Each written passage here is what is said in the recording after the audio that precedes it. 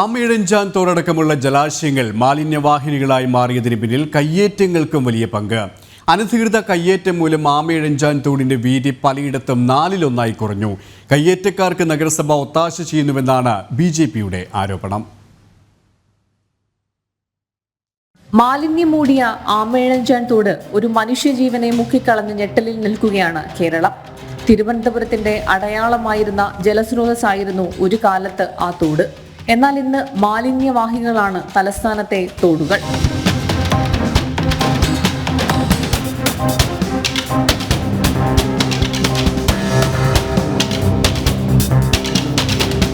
ആമയിഴഞ്ചാൻ തോട് അടക്കമുള്ള ജലാശയങ്ങൾ മാലിന്യം നിറഞ്ഞതിന് പിന്നിൽ കയ്യേറ്റങ്ങൾക്കും വലിയ പങ്കാണുള്ളത്. വെള്ളയമ്പലത്തിൽ നിന്ന് ആരംഭിക്കുന്ന തോട് രാജാജി നഗറിലേക്ക് എത്തുമ്പോൾ അനധികൃത കയ്യേറ്റങ്ങൾ കാരണം 4/1 ചുരുങ്ങുന്നു. കയ്യേറ്റക്കാർ CPM അനുകൂലികളായതിനാൽ ഭരണകൂടവും ഒത്താശ നൽകുന്നുവെന്നാണ് BJPയുടെ ആരോപണം.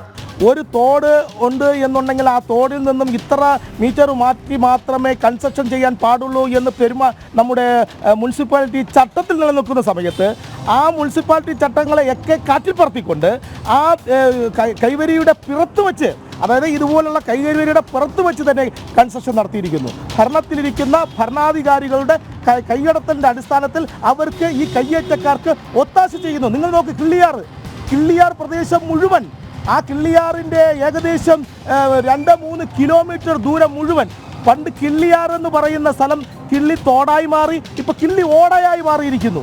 മാത്രമല്ല, തോടുകളുടെ പാർശ്വഭിത്തികൾ സംരക്ഷിക്കപ്പെടാത്തതും മറ്റൊരു പ്രശ്നമാണ്. നഗരത്തിലെ തോടുകളുടെ സംരക്ഷണത്തിനായി അമൃത് പദ്ധതി വഴി കേന്ദ്ര സർക്കാർ അനുവദിച്ച തുകയിൽ 32% മാത്രമാണ് നഗരസഭ വിനിയോഗിച്ചിട്ടുള്ളത്. നഗരത്തിലെ വെള്ളക്കെട്ടിന് പരിഹാരമായി കേന്ദ്രം 20 കോടിയുടെ പദ്ധതിക്ക് അനുമതി നൽകിയിട്ടും അതിന്റെ തുടർ നീക്കങ്ങളിലേക്ക് പോലും നഗരസഭ കടന്നിട്ടില്ല. ജനം, തിരുവനന്തപുരം.